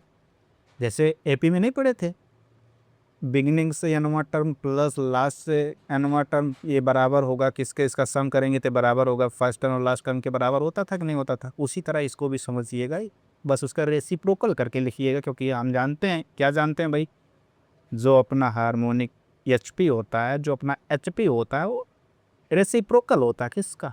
अरिथमेटिक प्रोग्रेशन में। यहाँ तक बात समझ में आ गया हो तो आगे बढ़ते हैं। आगे क्या कह रहा है उसको देखते हैं। इस क्वेश्चन से आने से पहले एक क्वेश्चन देखे रहोगे, बहुत ज़्यादा पूछा जाता, उस क्वेश्चन को भी देख लेते हैं। क्या कहते हैं कि ये वाला क्वेश्चन याद है तुमको? कहता है कि एन के फाइंड एन की वैल्यू बताओ भैया, जब ए के power N plus 1 plus B के power N plus 1 divide by A के पावर एन प्लस बी के पावर एन ऐसा लिखा रहता था, तो हम पूछते थे नहीं कि एन की वैल्यू बताओ, एन की किस वैल्यू के लिए ये जो टर्म्स हमको लिखा गया है ए और बी का हरात्मक माध्य होगा, लिख देते हैं, या ए और बी का एच पी होगा। ये जो एक्सप्रेशन लिखा गया है एन के किस मान के लिए, ये हार्मोनिक मीन होगा ऑफ ए एंड बी। नहीं समझ में आया? चलो चेक करते हैं। इसके दो तरीके हैं, दोनों तरीके देखो। एक तो होगा तुम जनरल फॉर्म से जाना, इसके ऑप्शन में दे देता हूँ क्योंकि यहाँ ऑप्शन से ही, इसको ऑप्शन से ही टैकल करना। एक होगा -1, डी इज इक्वल टू होगा 0, सी इज इक्वल टू 0 होगा 1, डी इज इक्वल टू होगा 1/2। एक जनरल तरीका ये होगा कि एक power N plus 1 plus B power N plus 1 divide by एक power N plus B power N को ए और बी के हार्मोनिक मीन के बराबर रखो, उसके बाद उसको सॉल्व करो, तो जो आएगा उस तरीके से रख लो। पहला तरीका है। दूसरा तरीका है जो कि सबसे आसान तरीका है, ऑप्शन पे जाओ, ऑप्शन को एलिमिनेट करके हम सॉल्व करते हैं। जैसे एन इज इक्वल टू -1 रखो, -1 रखो, जैसे harmonic mean of A and B कितना होता है याद है कुछ तुमको? 2ab अपान ए प्लस बी। भी थोड़ी देर पहले मैंने बताया कि ए बी, अभी बताया नहीं हूँ, अभी आगे बताऊंगा। मतलब कुछ मिला के 2ab अपान ए प्लस बी आता है। तो इसका मतलब क्या हुआ, अगर हम एन इज इक्वल टू -1 रखते हैं तो कितना आ जाएगा भाई? ए इज इक्वल टू 0 आएगा plus B is equal to 0 आएगा, डिवाइड बाई एक पावर -1 प्लस बी पावर -1 आएगा तो नहीं आएगा? अभी एक पावर 0 मान 1 होगा, ये भी एक पावर 0 मान 1 होगा, तो 2 डिवाइड्स बाई कितना हो जाएगा? 1/a प्लस 1/b होगा कि नहीं होगा? तो ये कितना हो जाएगा? 2ab divides by a plus B आएगा कि नहीं आएगा? तो इसका मतलब क्या हुआ, यानी इक्वल टू -1 के लिए देखो अपना HM बन गया कि नहीं, हार्मोनिक मीन बन गया कि नहीं बन गया? इस तरीके से भी लगा सकते हो। इसका जनरल फॉर्म जब बताना होगा वहाँ उस तरीके को भी बता देंगे। लेकिन यहाँ तक बात समझ में आया क्या? ठीक है, यहाँ तक बात समझ में आ गया तो फिर आगे बढ़ते हैं। अब इस क्वेश्चन को देखो भाई, ये क्वेश्चन अपना पूछा गया है KBS, ये क्वेश्चन पूछा गया है KBS, ये KBS PGT 2018 में अपना क्वेश्चन पूछा गया। अब इस क्वेश्चन को समझते हैं। कह रहा है कि if A1 A2 A3 dot dot AN are in HP। ये क्वेश्चन बहुत इंपॉर्टेंट है, एज अ रिजल्ट इसको याद रखिएगा, इसको एज अ रिजल्ट याद रखिएगा, भूलिएगा नहीं। रिजल्ट की तरीके से याद करोगे ज़्यादा बेहतर रहेगा, इसीलिए इसको हम थोड़ा हाईलाइट कर रहे हैं, क्योंकि एज अ रिजल्ट बहुत इंपॉर्टेंट है। तो भूलिएगा नहीं, एज अ रिजल्ट इसको याद कर लीजिएगा। जो अभी इसको हम बताते हैं ना कि इसको कैसे यूज करना है, इसको भी तरीके से हम बताएंगे कि यूज कैसे करेंगे, उसको भी मैं बताता हूँ। ठीक है, अब दिखा कुछ, इसको एज अ रिजल्ट रट लेना। तो चलो हम कैसे आया इस, पहले इसको हम समझाते हैं। क्या लिखा है पहले देखो, इसका प्रूफ देख लो, प्रूफ भी करना बता देते हैं भाई, क्योंकि ज़रूरी, जो चीज़ इंपॉर्टेंट है जिस पर टाइम देना होगा हम भरपूर टाइम देंगे, उसकी टेंशन मत लीजिएगा। क्या कह रहा है दोस्त, पहले उसको समझते हैं। पहला यही है कि कह रहा है कि इफ़ A1 A2 A3 ऐसे डॉट डॉट करके AN तक लिखा है कि नहीं लिखा? AN तक लिखा, कह रहा है कि किस में है भाई? HP में है। HP में है तो हम ये भी जानते हैं, फिर इसका मतलब ये जानते हैं कि 1/A1 1/A2 1/A3 ऐसे करते करते 1/AN तक जाएंगे। किस में होगा? अर्थमेटिक प्रोग्रेशन में होगा कि नहीं होगा भाई? बता दो। होगा। फिर हम जानते हैं कि अगर ये अर्थमेटिक प्रोग्रेशन में है तो इनके टर्म्स के बीच का डिफरेंस A1/A2/1/A1, 1/A3-1/A2, इसी तरह निकालते जाएंगे कहाँ तक जाएंगे 1/AN-1/AN-1 ए बराबर डी होगा। इसका कॉमन डिफरेंस सब में बराबर आएगा कि नहीं आएगा। अगर यहाँ तक बात समझ में आ गया हो तब हम आगे बढ़ते हैं। ठीक है, चलो यहाँ तक हमको आशा करता है कि यहाँ तक आपको समझ में आ गया। तो इसका मतलब क्या हुआ कि ये जो आया टर्म्स, ये क्या आया अपना टर्म्स 1/A2-1/A1 इक्वल टू ये आया कितना 1/A3-1/A2 इक्वल टू ये बराबर कितना आया 1/AN-1/AN-1 लिखा है। यही तो लिखा है, यही आया था अपना डी। अब इसको थोड़ा घटाओ, क्या करोगे, कितना हो जाएगा A1-A2 डिवाइड बाई A1A2 होगा कि नहीं होगा, किसी को कोई डाउट। इसी तरह कितना हो जाएगा A2-A3 डिवाइड बाई कितना हो जाएगा A2A3 होगा कि नहीं होगा। इसी तरह इसको घटाते जाएंगे तो बाद में क्या आएगा भाई AN-1 डिवाइड बाई क्या ये भाई AN और AN-1 आएगा तो नहीं आएगा। किसी को कोई डाउट लग रहा है क्या भाई, कोई डाउट है यहाँ तक, कोई डाउट नहीं। तो अब इसको सिंप्लीफाई करोगे, इसको ये पहले वाले टर्म को डी के बराबर रखोगे, पहले वाले टर्म को डी के बराबर रखो, फिर दूसरे वाले टर्म्स को डी के बराबर रखो, फिर तीसरे वाले टर्म को डी के बराबर रखो, इसी तरह सब टर्म्स को डी के बराबर रखोगे तो A1 और A2 किसके बराबर आ जाएगा बता सकते हो। जैसे मैंने इसको AD के बराबर रखा, देख लो एक बार इसका विजुअलाइजेशन देखो कैसे होगा। A1 A2 अगर इसको मैंने D के बराबर रखा तो यहाँ से A1 A2 क्या होगा भैया, इसको इधर उठा लेंगे, D को इधर भेज दिया, कितना हो जाएगा A1 - A2 divide by D होगा कि नहीं होगा। इसी तरह यहाँ लिखेंगे कितना हो जाएगा भैया, यहाँ लिखेंगे क्या हो जाएगा A1 - A2 डिवाइड बाई कितना हो जाएगा डी, होगा कि नहीं होगा। फिर क्या होगा भाई A2 अगर A3 लिखेंगे तो कितना हो जाएगा A2 - A3 divide by D होगा कि नहीं होगा। इसी तरह बढ़ते जाएंगे कहाँ तक पहुँच जाएंगे, जब हम पहुँच जाएंगे AN-1 AN is equal to ये कितना हो जाएगा AN-1 - AN डिवाइड बाई ये क्या डी होगा कि नहीं होगा। बताओ जी, यहाँ तक कोई डाउट हो, कुछ भी हो, कुछ इसमें कहीं भी तुमको लग रहा होगा ये एंगल नहीं समझ में आया, कमेंट बॉक्स ओपन है, टेलीग्राम चैनल ओपन है, आप कहीं भी कमेंट कर देंगे वो बात हमको पता चल जाएगा, उसमें कोई दिक्कत वाली बात नहीं है। चलिए आगे बढ़ें, फिर आगे बढ़ते हैं, फिर जैसे होगा वैसे देखते हैं। यहाँ तक समझ में आ गया, ठीक है। अभी ज़रा बताओ हमको क्या कहा था, मैं क्वेश्चन में बोला क्या है, मैं क्वेश्चन में बोला भैया कि ये जो A1 A2 A3 dot dot ये इसकी वैल्यू हमको निकालना है, इसकी वैल्यू निकालना है। तो जो हम निकाल के लाए इसको सम करो भाई, इसको सम करोगे कितना हो जाएगा A1 A2 फिर A2 A3 ऐसे डॉट डॉट डॉट डॉट कहाँ तक AN-1 इंटू AN निकालोगे, कितना निकालोगे भाई, क्या लिखोगे ज़रा बताओगे हमको, क्या निकल के आएगा, क्या आएगा बताओ। ये आएगा A1 - A2 divide by D आएगा, इसी तरह A2 - A3 divide by D आएगा। इसी तरह आगे हम बढ़ते जाएंगे कितना आएगा AN-1 - AN डिवाइड बाई कितना हो जाएगा डी, होगा कि नहीं होगा, बिल्कुल होगा। ये कितना हो जाएगा भाई 1/D हो जाएगा, ये कितना हो जाएगा, इसमें से देखो कुछ पोर्शन कर रहा है A2 पोर्शन कट जाएगा, A3 इसके 3 को काट देगा, ऐसे काटते जाएगा तो इसका फर्स्ट टर्म इसके किसी फर्स्ट टर्म को सेकंड टर्म को काटेगा कि नहीं काटेगा, तो क्या बचेगा अपना 1/D बाहर हो गया, A1 - AN बचेगा कि नहीं बचेगा, बिल्कुल बचेगा। फिर तो यहाँ तक बात समझ में आ गया, यहाँ तक बात समझ में आ गया तो आगे भी आ जाएगा। देखो मैं थोड़ा सा एडजस्टमेंट करता हूँ, मैं A1 AN यहाँ लिखता हूँ डिवाइड बाई N करता हूँ, फिर मैंने ऊपर मल्टीप्लाई किया, फिर इधर A1 - AN को A1 AN से हम डिवाइड कर देते हैं। किसी कोई डाउट है क्या, फिर देखो इसको काट दोगे, फिर जो ऊपर लिखा वही आ जाएगा कि नहीं आ जाएगा, बिल्कुल आ जाएगा। फिर ये किसके बराबर हो जाएगा, ज़रा इसको देख के बताओगे A1 AN divide by AD हो जाएगा, ये इक्वल टू किसके हो जाएगा, इसमें डिवाइड लगाओगे तो 1/AN हो जाएगा, माइनस ये कितना हो जाएगा भाई 1/AN हो जाएगा कि नहीं हो जाएगा बताओ। अब देखो 1/AN बराबर कितना होता है, अभी थोड़ी देर पहले बताए 1/A1 + N-1D हो जाएगा कि नहीं हो जाएगा। चलो इसी पार्ट को हमको लिखना तो हम लिख देते हैं, कैसे लिखेंगे ज़रा गौर से देखिएगा। तो अपना निकल के क्या आया A1 AN divide by D, ये ब्रैकेट के अंदर 1/AN - 1/A1 आया है कि नहीं आया, बिल्कुल आया है। तो अब देखो 1/AN को क्या लिख सकते हैं A1 AN divide by D, 1/AN को क्या लिख सकते हैं 1/A1 + N-1D कर सकते हैं कि नहीं, -1/AN कर सकते हैं कि नहीं कर सकते, बिल्कुल कर सकते हैं। तो A1 पोर्शन के साथ कट जाएगा, ये कितना बचेगा A1 AN divide by D, ये कितना हो जाएगा इंटू N-1D होगा कि नहीं होगा, बिल्कुल होगा। तो ये डी पोर्शन कट गया, कितना बचा भैया A1 ए एन, ये कितना बचा एन माइनस वन। अभी थोड़ी देर पहले यही तो देखो लिखा वहाँ पे कुछ और लिखा, A1 A2 plus A2 A3 ऐसे डॉट डॉट कहाँ तक, A N minus one into A N, ये किसके बराबर आया, N minus one A1 into A N के बराबर आया। ये रिज़ल्ट हमेशा याद रहना चाहिए भैया, ये रिज़ल्ट भूलना मत। देखो जब कोई शुभ काम बोलो तो उसके बीच में अड़चनें आ जाती हैं, है ना भाई, तो लेकिन अड़चनों को दूर देखो। ओहो, फिर से ट्राई करते हैं भाई, इस बार हो जाएगा, हो गया, क्या दिक्कत है। तो ये रिजल्ट याद रखना बहुत इंपॉर्टेंट है। क्या भैया, A1 A2 plus A2 A3 plus dot dot A N minus one dot A N equal to N minus one A1 into A N के बराबर होता है। चले आगे बढ़ें। ठीक है, आगे देखो इसी का सबका प्रूफ दिया गया है, ऐसा कुछ हो जाएगा तो एपी में हो जाएगा, जिसमें एपी में ऐसे ऐसे सब सारे टर्म्स को हमको लिख के दिखाया गया है कि नहीं, बिल्कुल दिखाया गया है। तो चलें आगे बढ़ें।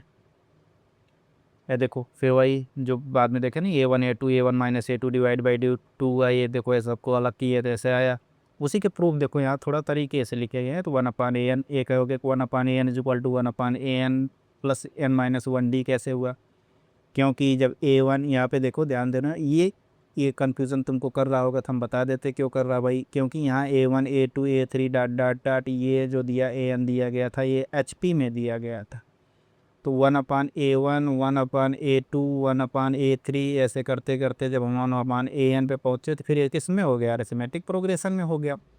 अब ऐसा कुछ हो गया तो इसका मतलब क्या हुआ दोस्त, अब ए 1/AN एक अरिथमेटिक पार्ट है, पर कितना हो जाएगा 1/A1 plus N minus one D ही तो होगा, कुछ और होगा, बस मैंने लिख दिया। कोई दिक्कत यहाँ तक क्या दोस्त, कोई दिक्कत नहीं है। चले आगे बढ़े, यही प्रूव करना था। तो जो भी हम निकाल के लाए रिजल्ट अपना क्या आया था कुछ याद है, हमने निकाला था, एक मिनट, हमने निकाला था क्या, हमने निकाला था क्या, रुक जाओ बता देता हूँ। A1 A2 plus A2 A3 इसी तरह से आगे बढ़ते गया, आगे बढ़ते गया, कहाँ तक गया, एन माइनस वन AN गया, तो अपना निकल के क्या है AN माइनस वन, फिर निकल के क्या है भाई A1 इंटू AN निकल के आया था कि नहीं निकल के आया था, निकल के आया था बिल्कुल। अब ये कह रहा है कि भैया अब एन इज इक्वल टू 4 हो जाए, तो एन इज इक्वल टू 4 हो जाए तो हम 4 तक बढ़ेंगे ना, कैसे बढ़ेंगे उसको देखो। अब एन इज इक्वल टू 4 हो जाए तो एन इज इक्वल टू 4 हो जाएगा, तो क्या करोगे A1 A2 A2 A3 फिर A3 A4, 4 के आगे जाओगे क्या, नहीं जाएंगे, क्यों नहीं जाएंगे, क्योंकि N is equal to 4 restrict कर दिया, 4 कर दिया, कितना हो जाएगा भाई ये 4 माइनस वन A1 A4, बस ये 3 A1 A4 आएगा अपना आंसर। नहीं समझ में आया।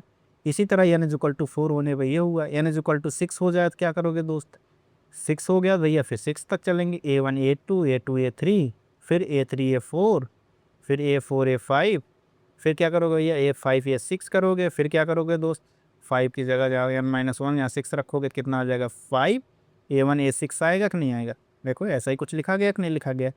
इन सब रिजल्ट को डायरेक्ट याद करो एग्जाम में लगाने के लिए। देखो समय बचाना है तो कुछ चीज़ें रटना पड़ेगा, कुछ चीज़ें करना पड़ेगा अपनी तरफ से, विशेष करने के लिए यही बचा और कुछ नहीं बचा है। चलो आगे बढ़ते हैं हम लोग, किस क्वेश्चन को ध्यान से देखो, क्वेश्चन में क्या कह रहा है उसको समझते हैं, फिर आगे हम लोग बढ़ते हैं। कह रहा है the sum of 3 numbers in HP is 37। अगर 3 नंबर को HP में मानना हो तो कैसे मानोगे भाई, जैसे 3 नंबर को तुम AP में कैसे मानते थे, A plus D A minus D मानते थे, उसी का उल्टा ही दोस्त अगर AP की बात करें, AP में 3 नंबर कैसे मानते थे, याद करो मैंने मानना बताया था, क्या मानते थे, बीच में A लिख देते थे, A प्लस D कर देते थे, A माइनस डी कर देते थे, यही तो करते थे, यही तो करते थे, कुछ और करते थे। चला जा भाई, A माइनस डी कर देते थे, बताओ ऐसे तो करते थे। तो इसका मतलब इसका रेसिप्रोकल अपना किस में होगा, HP में होगा, इसका रेसिप्रोकल किस में होगा, HP में होगा, तो कितना हो जाएगा 1/A माइनस डी 1/A हो जाएगा, 1/A प्लस डी हो जाएगा। देखो HP और AP एक दूसरे के रेसिप्रोकल हैं, समझने में बहुत ज़्यादा कठिनाई नहीं आने वाली, जरूरी है आपको कंसंट्रेशन की, कंसंट्रेशन रखोगे जल्दी से समझ में आ गया। तो इसका मतलब क्या है, इसका तीनों का सम कह रहा है 37 है, तो इसका मतलब किसका सम कह रहा है भाई 1/A minus D upon 1 plus A plus 1/A minus यानी A plus D is equal to कितना कह रहा है 37, इसकी बात कर रहा है भाई। बात समझ में आया क्या, अब यहाँ तक बात समझ में आ गया तो फिर चलो आगे बढ़ते हैं, कुछ इसका भाई इसको सॉल्व करते हैं कैसे होगा। फिर इनके उनके बीत क्रमों का योग कह रहा है, उनके ये फर्स्ट इक्वेशन मान लो, दूसरा कंडीशन कह रहा है इनका व्युत्क्रमों का, इनका व्युत्क्रम करोगे कितना हो जाएगा, a minus D plus A plus D, यही तो होगा, कुछ और होगा। इनका रेसिप्रोकल करोगे तो यही होगा, किसका योग कह रहा है 1/4 है। ठीक है, कर दिया। देखो यहाँ से क्या कटेगा, डी वाला पोर्शन कट गया कि नहीं कट गया, तो कितना आया 3a=1/4 आया। तो a कितना आया 1/12 आया। यहाँ तक बात समझ में आया कि a की वैल्यू क्या है भाई 1/12 आया। अब a की वैल्यू 1/12 आया, फिर इसके आगे बढ़ते हैं, आगे कैसे सॉल्व किया जाएगा उसको देखते हैं। तो ये जो अपना इक्वेशन दिया गया है इसको समझते हैं। यहाँ पे a की वैल्यू 12 आया है तो a की वैल्यू यहाँ पे रख देते हैं, तो कितना हो जाएगा 1/12 minus D plus 1/12, 1/12 plus D होगा कि नहीं होगा, इज इक्वल टू कितना हो जाएगा 37, होगा कि नहीं होगा। अब ये होगा तो फिर इसको सिंप्लीफाई करते हैं, कैसे करेंगे जरा उसको देखते हैं। देखो 1/12 लिखा है, ठीक है, और कुछ लिखा है क्या, नहीं और कुछ नहीं लिखा है। देखो ओहो, मैंने गलत जगह लिख दिया क्या भाई, मैंने कुछ गलत जगह लिख दिया क्या, a 1/12 आया ना, तो 1/12 रखे ना, तो क्या मैंने करते गया भाई, a की जगह केवल 12 रख दिया, गलती ये मैंने किया। इस बात को थोड़ा नज़रअंदाज मत करिएगा, इस देखो मैंने गलती कर दिया ना, यही गलती एग्ज़ाम में तुम भी कर सकते हो। इसको थोड़ा बचिएगा, कैसे बचिएगा उसको देखो ध्यान से। ए की वैल्यू हमने क्या लिख दिया 12 रख दिया, जबकि ए की वैल्यू आया अपना 1/12 माइनस से कितना हो जाएगा डी, नहीं समझे। ये कितना हो जाएगा 1/12 रखोगे तो ऊपर हो जाएगा, ये कितना हो जाएगा 1/a+12 यानी 1/12 plus D is equal to, ये कितना दिया गया ए दिया गया है 37। अब बात समझ में आई क्या, अब सॉल्व करना है इसको। तो कितना हो जाएगा, ये 12 ऊपर चला जाएगा, 12 अपान ये कितना हो जाएगा 1-12d हो जाएगा, ये 12 को उधर भेज दे रहे हैं हम, ये कितना हो जाएगा 12/1+12d हो जाएगा, ये इक्वल टू कितना हो जाएगा 25। यहाँ तक किसी कोई दिक्कत है क्या, कोई दिक्कत नहीं है, बड़ा सिंपल सा है भाई। फिर ये कितना हो जाएगा, इसमें से 12 हम अगर कॉमन कर लेंगे, देखो 12 इसमें से हम निकाल लें, 12 निकाल के इधर भेज दें हम, तो अगर 12 बाहर कर ले तो कितना हो जाएगा, बाहर कर लो भाई 1+12d हो जाएगा, ये कितना हो जाएगा +1-12d हो जाएगा, नीचे कितना हो जाएगा 1 - 144d के स्क्वायर होगा कि नहीं होगा, इज इक्वल टू कितना हो जाएगा 25। अब देखो इसमें 12d, देखो 12d कट गया, ये कितना हो जाएगा ऊपर 24 हो जाएगा, 24/1/144d की स्क्वायर है नहीं है, कितना है ऊपर 24 डिवाइड बाई 1 - 144d की स्क्वायर इज इक्वल टू 25 आया कि नहीं आया। अब इसको इधर भेज देते हैं, तो इसको भेजोगे कितना हो जाएगा 1/44d की स्क्वायर, ये जाएगा कितना भाई, इधर इसको भेजोगे कितना हो जाएगा 24/25, यही तो होगा, कुछ और होगा, यही होगा। अब ये कितना हो जाएगा भाई, अब देखो इसको इधर लेके आते हैं, इसको इधर पॉजिटिव करने के लिए 144d की स्क्वायर हो जाएगा, इधर इसको इधर में भेजा कितना हो जाएगा, इसको इधर भेजे माइनस हो जाएगा, 25 में से 24 गया 1/25 आएगा, यही तो आएगा, कुछ और आएगा, यही आएगा। अब डी की स्क्वायर इज इक्वल टू कितना हो जाएगा 1/25 गुणे 144, यही तो आया, कुछ और आया। अब डी इज इक्वल टू कितना आ जाएगा +-1 ये कितना हो जाएगा, इसका स्क्वायर रूट लोगे तो 1 का 5 आएगा, 1 का 12, तो कितना आ जाएगा भाई, ये 5 × 12 तो कितना आ जाएगा +-1/60।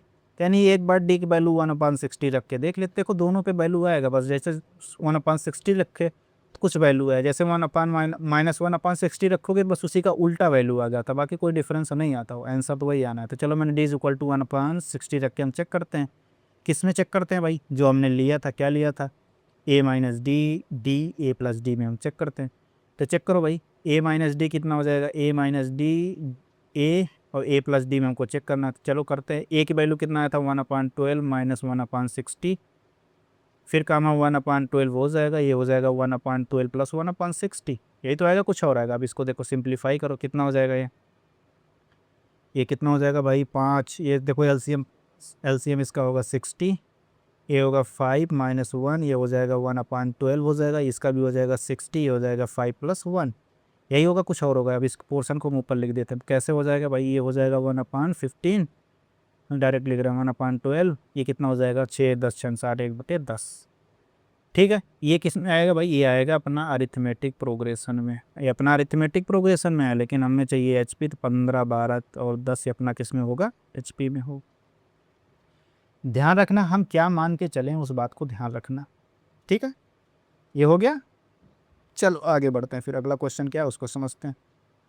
देखो यही सब सिंप्लीफाई करके लिखा गया है, वही जो मैंने लगाया वही लगाया, बाद में वो आके देखो ये 15 20 10, अगर ये -1/60 लिए होते -1/60 लिए होते तो ये 10, 12, 15 आ जाता, बाकी कोई अंतर नहीं आना वही है।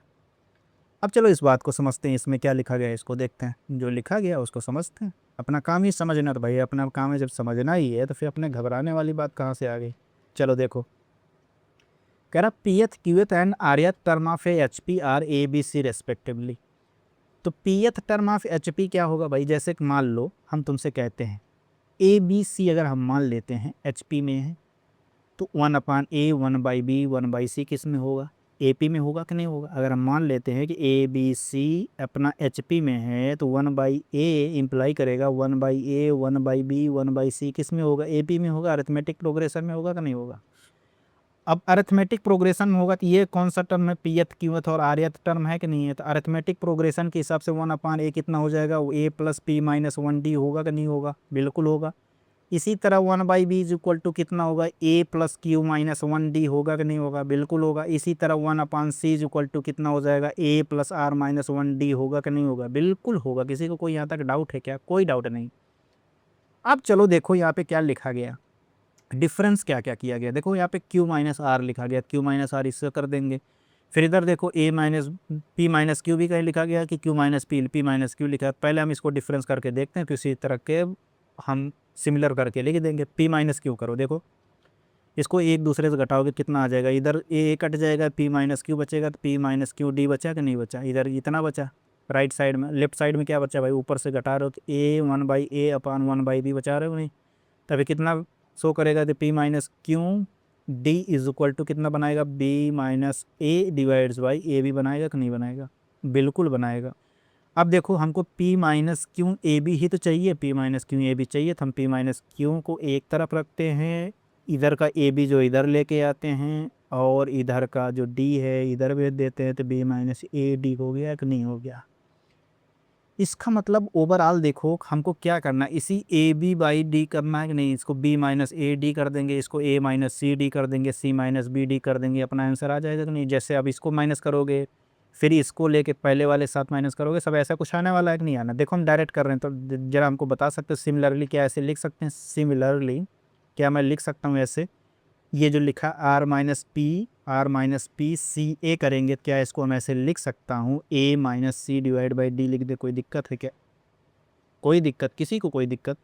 इसी तरह Q - R B C को क्या हम ऐसे कुछ लिख दें, C - B divides by D लिख दें, क्या कोई दिक्कत है क्या। कुल मिला के ये देखो हम किस में से घटा रहे हैं, Q - R कर रहे हैं तो C पहले रखना, B बाद में रखना, C - B divide by D। इसी तरह जब मैंने इसको देखो, जब मैंने पहले घटाया P - Q किया, देखो B - A लिखा, देखो लिखा कि नहीं लिखा। फिर हमने दूसरे को घटाया, Q - R जैसे किया, Q - R जैसे किया था, C - B पहले लिखा।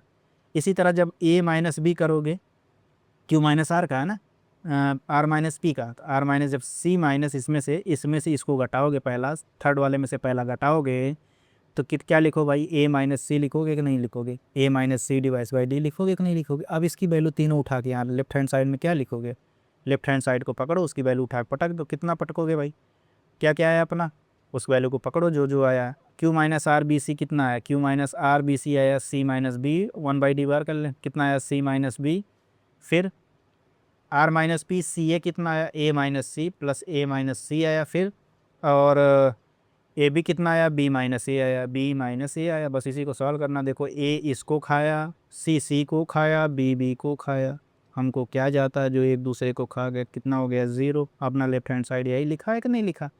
क्वेश्चन बड़ा सिंपल है, बस थोड़ा सा दिमाग लगाने की ज़रूरत था। यहाँ तक बात समझ में आ गया हो तो हम लोग आगे बढ़ते हैं, चले आगे बढ़े। वही जो मैंने सॉल्व करके दिखाया उसी तरीक़ों को इसने बताया। अब चल तो थ्योरम्स ऑफ सीरीज़ की बात करते हैं। अभी थोड़ी देर पहले मैंने बताया नहीं था कि A - B first - second, second - third divide by 1/3, जब एच पी होता है तब ये हो जाता है। अब हम तीनों के बता देते हैं कि ए पी कब होगा तो एक्स की वैल्यू क्या होगा, जी पी कब होगा एक्स की वैल्यू क्या होगा, और एच पी कब होगा जब एक्स की वैल्यू क्या होगा। इन सारे को हम कंक्लूड करके हम बता देते हैं। तो हम किसकी बात करते हैं, जो एक्स लिखा है इन एक्स की बात हम करता हूँ कि ये एक्स की जगह पे क्या हो सकता है। ये एक्स है ना, ये एक्स अपना ए पी में कब होगा, ये एक्स अपना जी पी में कब होगा, ये एक्स अपना एच पी के लिए क्या होगा, ये सब बात को समझते हैं। अपना अरिथमेटिक प्रोग्रेशन होगा, अगर अरिथमेटिक प्रोग्रेशन होगा एक्स की वैल्यू क्या आ जाएगा भाई, ए। ज्योमेट्रिक प्रोग्रेशन होगा तो एक्स की वैल्यू आ जाएगा क्या, बी, और हार्मोनिक प्रोग्रेशन होगा, अभी थोड़ी देर पहले सॉल्व किया, तो एक्स की वैल्यू क्या हो जाएगा, सी। इसको हमेशा याद रखने का बहुत इंपॉर्टेंट रूल है, बहुत ज़्यादा इसको बोलना मत।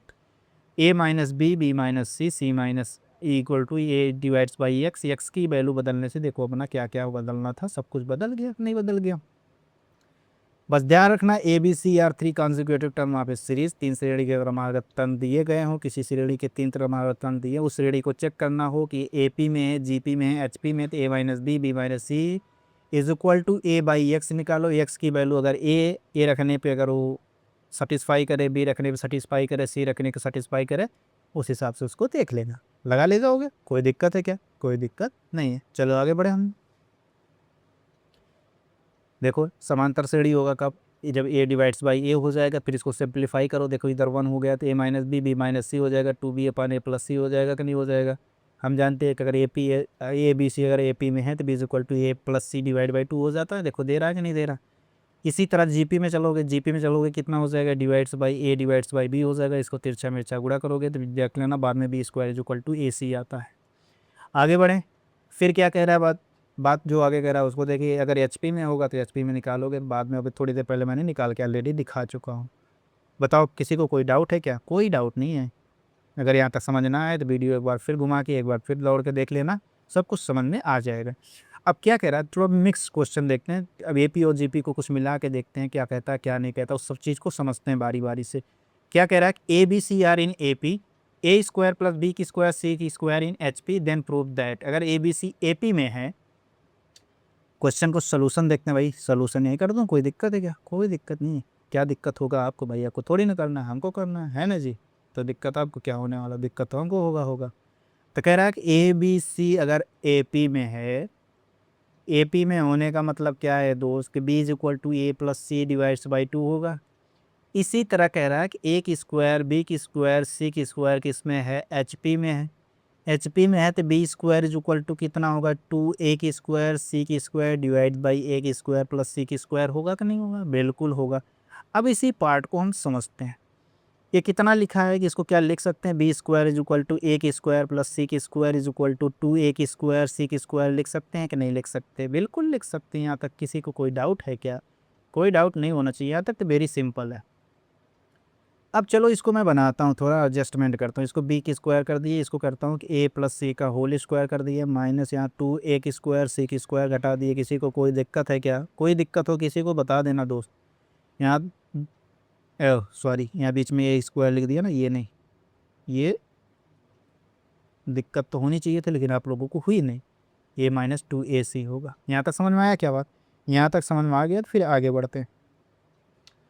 अब ए प्लस सी देखो, ए प्लस सी की जगह हम क्या लिख सकते हैं, ए प्लस सी की जगह हम 2b लिख सकते हैं, बिल्कुल लिख सकते हैं। तो अगर लिख सकते हैं तो बी की स्क्वायर इज इक्वल टू कितना हो जाएगा भाई, ए हो जाएगा। ए प्लस सी की जगह हम 2b लिखेंगे तो ए हो जाएगा 4b की स्क्वायर, हो जाएगा कि नहीं हो जाएगा। ये कितना हो जाएगा, माइनस 2ac हो जाएगा। ये कितना हो जाएगा, 2a की स्क्वायर सी की स्क्वायर होगा कि नहीं होगा, बिल्कुल होगा। चलो इसको नेक्स्ट पेज पे करेंगे हम। तो कितना आया भाई, अपना आया है बी की स्क्वायर 4b की square minus 2ac equal to कितना आया, 2a की स्क्वायर सी की स्क्वायर आया कि नहीं आया, बिल्कुल आया। तो इसका मतलब इसके पार्ट को आगे समझते हैं। तो इसको हम एक बार गुणा कर देते हैं, कितना हो जाएगा, 4b का पावर 4 हो जाएगा माइनस 2ac, ये कितना हो जाएगा, b की स्क्वायर हो जाएगा। ये 2a स्क्वायर सी की स्क्वायर होगा कि नहीं होगा, इसको इधर उठा के लेकर आओ भाई। कितना हो जाएगा, 4b का पावर 4 हो जाएगा माइनस 2ac b की स्क्वायर हो जाएगा। ये कितना हो जाएगा भाई, माइनस 2a की स्क्वायर सी की स्क्वायर होगा कि नहीं, बराबर क्या लिख दें, 0। कोई दिक्कत है यहाँ तक, कोई दिक्कत नहीं है। फिर इसको भाई फैक्टर करते हैं, कितना हो जाएगा, 4b का पावर 4 है, देखो इसको करोगे कितना हो जाएगा, 8b का पावर 4, a की स्क्वायर माइनस सी की स्क्वायर आ रहा है। इसको जरा ध्यान से देखो, अरे थोड़ा सा अपना ग्लोब का आँख में कुछ चला गया है, देखो 2 से उड़ रहा है ना, उड़ा तो फिर क्या दिक्कत है, 2 से उड़ा दोगे कितना हो जाएगा, 2b का पावर 4 माइनस ac b की स्क्वायर माइनस a की स्क्वायर सी की स्क्वायर इक्वल टू 0। ए भी तो हो जाएगा। अब देखो, अब 2a गुड मल्टीप्लाई करोगे कितना हो जाएगा, नेगेटिव 2a स्क्वायर सी स्क्वायर b का पावर 4 आएगा। तो देखो हम लिख रहा हूँ, इसको ध्यान से, जो क्या यही होने वाला है, 2b 2b के पावर 4 माइनस 2ac की स्क्वायर प्लस ac की स्क्वायर माइनस a की स्क्वायर c की स्क्वायर इक्वल टू 0 कर दे। किसी कोई दिक्कत है क्या? कोई दिक्कत नहीं है। फिर कितना हो जाएगा 2b की स्क्वायर, इसमें कॉमन दिख रहा है, कितना हो जाएगा b की स्क्वायर माइनस कितना हो जाएगा भाई 2b की स्क्वायर कॉमन लिए तो माइनस ac। फिर ये कॉमन इसमें क्या दिख रहा है भाई ac कॉमन दिख रहा है, कितना हो जाएगा b की square minus ac equal to 0 होगा कि नहीं होगा? अब b की स्क्वायर माइनस ac कॉमन दिख रहा है, बाहर कर लेते हैं तो कितना हो जाएगा 2b की स्क्वायर प्लस ac होगा कि नहीं होगा? बराबर कितना हो जाएगा 0 हो जाएगा। यहाँ तक समझ में आया किसी को? कोई डाउट हो तो बता दो भाई। चलो फिर आगे बढ़ते हैं। फिर इसका मतलब क्या होगा कि एक होगा 2b की square plus ac equal to 0 आएगा, एक तो ये भी आएगा b square minus ac equal to 0 आएगा कि नहीं आएगा? बिल्कुल आएगा। कोई डाउट है क्या भाई? कोई दिक्कत? 2b की स्क्वायर होगा ना, या 2b की स्क्वायर प्लस ac होगा। देखो यहाँ पे ये ये 2b की स्क्वायर प्लस ac होगा यहाँ पे, ये देखो ये 2b की स्क्वायर माइनस ac होगा। नहीं यार सही तो लिखे हैं वो, क्या फिर गलत कहाँ कर रहा है भाई? ये b की स्क्वायर माइनस ac ही तो होगा, b की स्क्वायर माइनस ac 2b की स्क्वायर प्लस ac 2b की स्क्वायर है। सही तो लिखे है भाई, क्या गलत लिखे है? कोई लिखे गलत है कि? कोई गलत ना है। B square is equal to A C आ जाएगा। ये कितना हो जाएगा भाई बी की स्क्वायर इज इक्वल टू आ जाएगा -1/2 ए सी आएगा कि नहीं आएगा? बिल्कुल आएगा। अब B square is equal to A C का मतलब क्या हुआ भाई? इसका मतलब ये हुआ कि ए बी सी किस में होगा? ज्योमेट्रिक प्रोग्रेशन होगा कि नहीं होगा? ए बी सी जी पी में होगा। ज़रा इसको उठा के लाओ। बी की स्क्वायर इज इक्वल टू कितना आया? -1/2 ए सी आया कि नहीं आया? तो इसका मतलब क्या हुआ कि -a/2 बी और सी ये क्या ज्योमेट्रिक प्रोग्रेशन में होंगे कि नहीं होंगे? देखो यही तो लिखा है। अब इसको देख लो, B square is equal to -1/2 A C लिखा है कि नहीं लिखा? यही देखो, यही प्रूव करने के लिए बोला था, प्रूव करने के लिए है। देखो ए बराबर बी बराबर सी या a-a/2 बी सी जी पी में होगा। देखो ए बराबर बी बराबर सी कैसे है, इसको ज़रा गौर करिएगा, इसको मैं बताता हूँ। चलो आगे बढ़ो। यही है ना? हाँ देखो क्या कह रहा है कि ए बी सी अपना जी पी में आया कि नहीं आया? देखो ये ए बी सी अपना जी पी में आया, आया। ये गलत नहीं है, ध्यान रखना, A B C ji P में आया कि नहीं आया? लेकिन क्वेश्चन में जाके देखो साफ साफ कह रहा है कि A B C A P में भी है। अच्छा जी, अब ए बी सी अपना एक, इसको देखो अलग पेन से अलग कर देता हूँ ताकि अलग दिखता रहे। क्या कह रहा है कि ए बी और सी जो है अपना ए पी में भी है, ए बी सी अपना जी पी में भी है। ये दोनों तभी पॉसिबल हैं जब ए बराबर बी बराबर सी। ठीक है, इसको ध्यान रखिएगा। हमको ये प्रूव करने के लिए बोला था ना कि वो। यहाँ तक बात समझ में आया क्या? बस यही हमको प्रूव करने के लिए कहा था कि बता दो ए बी सी ये जी पी में। तब होगा जब ए बराबर, क्योंकि हमको ए बी सी ऊपर दिया गया अरिथमेटिक प्रोग्रेशन में भी है, तो एक अरिथमेटिक ए बी सी अगर अर्थ जी पी में भी है, अरिथमेटिक प्रोग्रेशन में ही है। ये दोनों तभी पॉसिबल है जब A is equal to B is equal to C हो। और दूसरा हमको क्या प्रूव करने का कहा था कि a-a/2 बी और सी जो होगा ज्योमेट्रिक प्रोग्रेशन में होगा। इसको प्रूव करने का था, हमने दोनों ऑलरेडी कर दिया। चलो आगे बढ़ते हैं। ये तो अभी तक जल्दी जल्दी रिकॉल कर लो भाई। ए पी क्या होता है? 2b is equal to A plus C होता है। तो ये मैंने ये भी कंडीशन बताया, रेशियो वाला a-b b-c is equal to a/a होता है। जी पी के लिए बी स्क्वायर ए सी होता है, तो इसका क्या बताया था? वहाँ बी आ जाए। फिर एच पी के लिए 2ac/a+c होता है। इसके लिए क्या बताया भैया? जहाँ एक्स की वैल्यू मैंने बताया था, एक्स की वैल्यू क्या निकालने के लिए बताया था? a-b b-c is equal to a/x। X की वैल्यू अगर ए आ गया ए पी, अगर एक्स की वैल्यू बी आ गया क्या हो जाएगा? G P. अगर एक्स की वैल्यू सी आ गया क्या हो जाएगा भैया? H P. बात समझ में आया क्या? ठीक है आगे बढ़ते हैं। फिर बात समझ में आ गया तो सब कुछ समझ में आ गया भाई, फिर तो बचा ही क्या है। ये क्वेश्चन देखो, ये भी क्वेश्चन थोड़ा अच्छा है, इसको देखते हैं कैसे लगेगा, फिर बात को आगे आगे समझते हैं। इसके देखें आगे पार्ट कुछ लिखे हैं क्या? कुछ नहीं लिखा। चलो इसी बात को समझते हैं। क्या लिखा गया भाई? कह रहा है कि A B C are in H P. जो अपना ए बी सी दिया गया है एच पी में है। चलो भैया एच पी में बोल रहा था, हमें कोई दिक्कत नहीं है, हम एच पी में लिख देते हैं। ए बी सी अपना कह रहा है कि एच पी में है, ठीक है। बी सी और ये क्या कह रहा है कि बी सी डी कह रहा है कि जी पी में है। S C D are in A P है। भाई देखो सब कुछ दिया गया, बस हमको उसको सही तरीके से लिखना आना चाहिए। तो चलो सही तरीके से हम लिखते हैं, उसके बारीकी को समझते हैं। तो पहले क्या कह रहा है कि ए बी सी जो है, ए बी सी सोल्यूशंस देखो कैसे लगेंगे, उसको ध्यान से देखो। ए बी सी कह रहा है कि एच पी में है, A B C H P में है। बी सी डी को कह रहा है कि ये जी पी में है, और सी डी ई को कह रहा है कि इसमें है भाई अरिथमेटिक प्रोग्रेशन में है कि नहीं। अगर A B C H P में है तो भैया इसको क्या कह सकते हो, B is equal to 2ac अपन ए प्लस सी बोल सकते हो कि नहीं? मुंह है बोल दो, क्या जा रहा है भाई। ठीक है, बात फटे की है। और फिर कह रहा है B C D G P में है तो इसको क्या, C square is equal to B C D है ना, स्मॉल डी है भाई, कैपिटल डी लिखें तो C square is equal to B D लिख दे, कोई दिक्कत है यहाँ तक? कोई दिक्कत नहीं है। सी डी ई आर कह रहा है कि ये अर्थमेटिक प्रोग्रेशन में है तो इसका क्या लिख सकते हैं भाई, इसका लिख सकते हो क्या, 2d इज इक्वल टू लिख सकते हैं सी प्लस ई लिख सकते हैं कि नहीं? यहाँ से d इज इक्वल टू क्या आ जाएगा, d इज इक्वल टू आ जाएगा C plus E divides by 2। यही होगा कि नहीं होगा? या इसको ऐसा नहीं करना चाहते तो इसको यहाँ से ई की वैल्यू निकाल लो, अभी कोई दिक्कत नहीं है, जाए जिसकी वैल्यू निकाल लो कुछ भी। चलो बाद में जो रिलेशन आएगा उस हिसाब से हम देखेंगे। हमने को क्या दिया गया, जो दिया गया उसको देखो, जो दिया गया है उसको देखो। हमको वैल्यू किसका पूछा, हमसे वैल्यू पूछा कि ए की स्क्वायर, ये हमको इसकी बोला है कि ई इक्वल टू 2b की स्क्वायर अपार 2a माइनस बी की स्क्वायर की वैल्यू क्या, ये क्या सिद्ध कीजिए कि क्या होगा कि क्या नहीं होगा, इसी बात को हमको समझना है। इस बात को समझना है तो चलो हमें कोई दिक्कत नहीं है, समझने में क्या दिक्कत है भाई, समझने को तो हम कुछ भी समझ लेंगे, हम तो बलवान हैं। तो जरा इसको सिंप्लीफाई करते हैं। सिंप्लीफाई करोगे क्या कर दोगे भाई, ये कितना हो जाएगा, A B plus B C is equal to कितना हो जाएगा 2ac।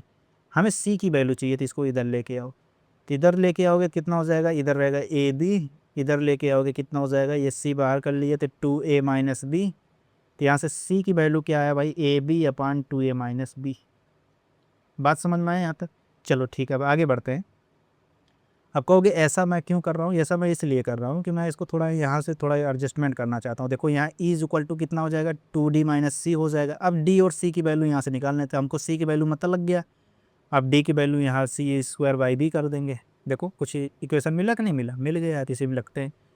तो अपना सी की वैल्यू क्या निकल के आया, सी की वैल्यू अपना निकल के आया है A B upon 2a minus B निकल के आया है। और फिर C square is equal to क्या था भाई, C square is equal to B D था। और हमने दूसरा क्या निकाल के लाया था, D is equal to C plus क्या था भाई, सी प्लस था, C plus E by two था क्या, C plus E by two था, सी प्लस ई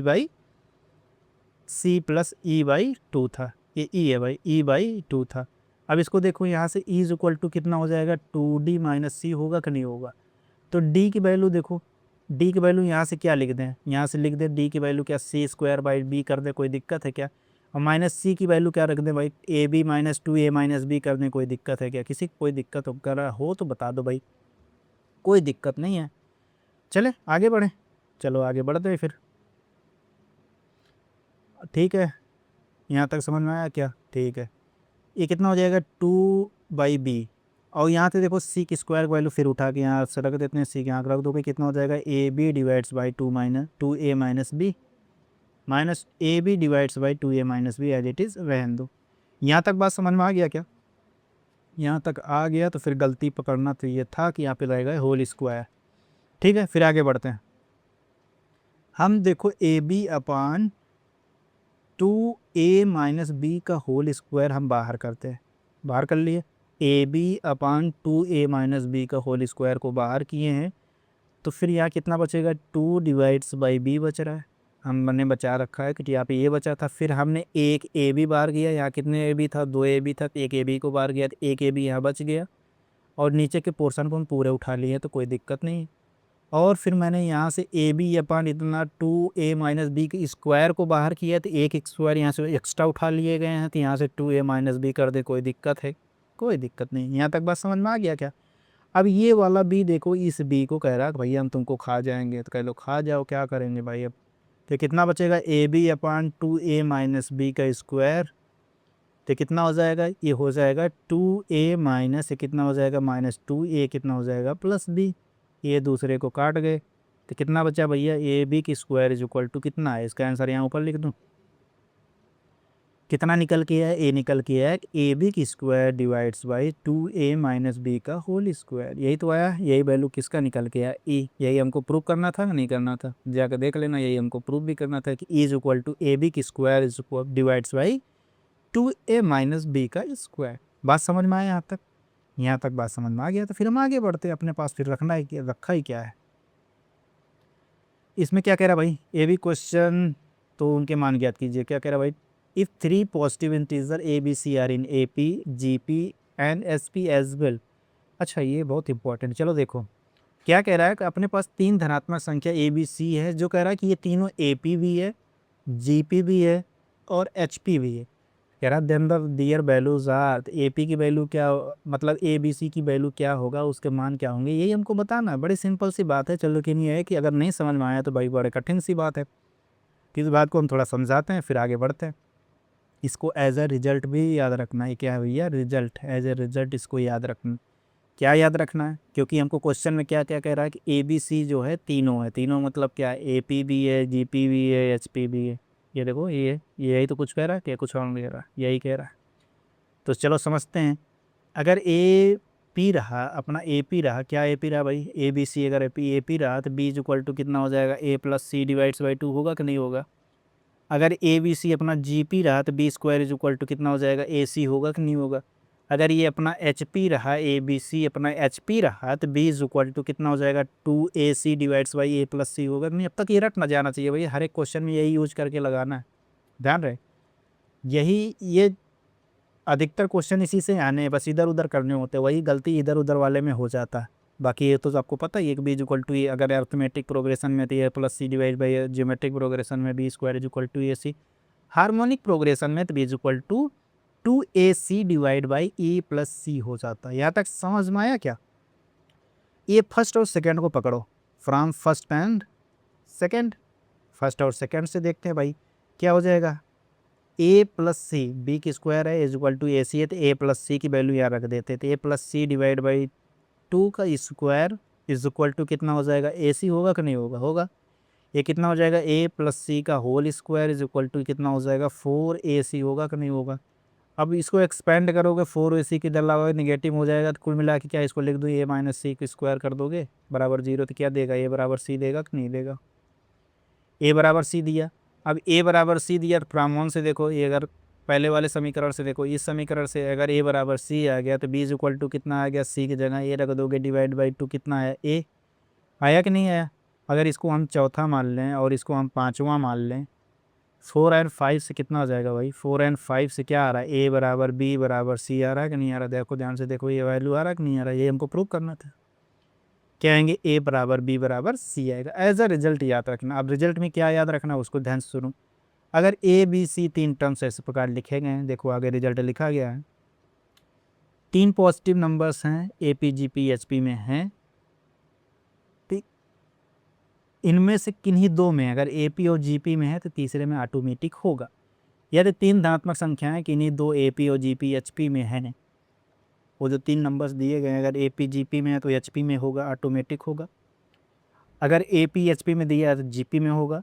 अगर जी पी एच पी में दिया है तो ऑटोमेटिक ए पी में होगा। वही उसने कहा कि 3 धनात्मक संख्याएं इनकी इन्हीं दो में है, ए पी में हो या जी पी में हो, यानी दो में होना चाहिए। ए पी जी पी है तो एच पी हो जाएगा, जी पी मतलब कुल मिला के 2 होना जरूरी है।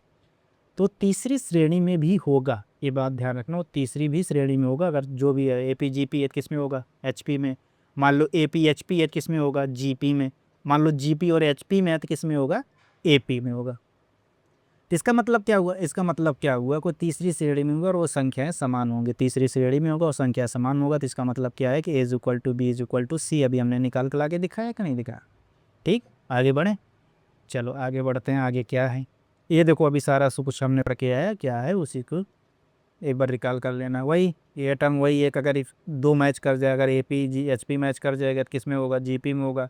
और रिजल्ट क्या आएगा? ए बराबर सी आएगा। अगर जी पी एच पी मैच कर जाए किस में आएगा? ए पी में आएगा। अगर मान लो ये तुम्हारा मैच कर गया, ये दोनों आपस में मैच कर गया तो किस में आएगा भाई? अपना एच पी में आएगा। फिर क्या देगा भाई? एच पी में देगा कि नहीं देगा? ये देगा। ठीक है, फिर अगर मान लो ये दोनों आपस में बराबर आ गए, ये दोनों आपस में बराबर आ गए, किसको देगा भाई? फिर अपना ये इसको देगा। इसी तरह से चलता रहेगा। क्या दिक्कत है? कोई दिक्कत है क्या? कोई दिक्कत नहीं दे। आगे बढ़े। चलो देखो, अब मीन की बात करते हैं। हमने मीन को कैसे पढ़ना है उसको जरा गौर करो, तब आते हैं डिफिनीशन पे। तो हमें पहले मीन को समझते हैं कि मीन को कैसे हम पढ़ेंगे। हम अरिथमेटिक मीन को पढ़ेंगे पहले। क्या पढ़ेंगे भैया? अरिथमेटिक मीन को पढ़ेंगे। फिर क्या पढ़ेंगे? ज्योमेट्रिक मीन को पढ़ेंगे। ठीक है, फिर क्या पढ़ेंगे हम? हार्मोनिक मीन को पढ़ेंगे। ठीक है, बिल्कुल कोई दिक्कत नहीं है। तो सबसे पहले हम स्टार्ट करेंगे कि इसको अरिथमेटिक मीन को। अरिथमेटिक मीन की जितनी प्रॉपर्टी होगा, जो कुछ होगा, सारे को बारीकी तरीके से हम पढ़ेंगे। इसके डिफिनीशंस को देखेंगे, होता क्या है इसको देखेंगे, उसके अंदर 2-3 अरिथमेटिक टर्म इंक्लूड करना होगा तब देखेंगे, उसके वैल्यू निकालना होगा वो भी देखेंगे। कुल मिला के सारा कुछ हम देखने वाले हैं। तो चलो स्टार्ट करते हैं। तो क्या कह रहा है जरा देखो, कह रहा कि if 3 terms are in AP, 3 term ऐसे हैं जो समांतर श्रेणी में हैं, तो जो मध्य टर्म है उसको समांतर माध्य कहा जाता है। इस बात को जरा समझो कि अगर हम कह दें ए बी सी अगर अपना अरिथमेटिक प्रोग्रेशन में है, ये जो बी वाला टर्म है भैया, इसी को क्या कहते हैं, इसी को अरिथमेटिक मीन कहते हैं। क्या कहते हैं भैया, इसी को अरिथमेटिक मीन कहते हैं। इसी को क्या कहते हैं, अरिथमेटिक मीन कहते हैं। इसका मतलब क्या है कि अगर 3 टर्म समांतर श्रेणी में दिए गए हैं, तो तीनों टर्म के जो मिडिल टर्म है बी है, जो बी अपना होता है वो क्या होगा, अरिथमेटिक मीन होगा। और बी इज इक्वल टू होगा क्या भैया, इतना दिन से पढ़ते आ रहे, ए प्लस सी डिवाइड्स बाई 2 होगा कि नहीं होगा। यहाँ तक बात समझ में आ गया क्या, बात समझ में आ गया तो फिर आगे बढ़ते हैं। इसका मतलब क्या हुआ दोस्त, इसका मतलब ये हुआ कि अगर हम ये कह दें कि इसी तरह जैसे 2 था तो ए प्लस बी बाई 2 कर दी, इसी तरह हम तुमको कह दें भैया कि n पॉजिटिव इंटीजर हैं, जिसको कहते हैं कि a1 a2 a3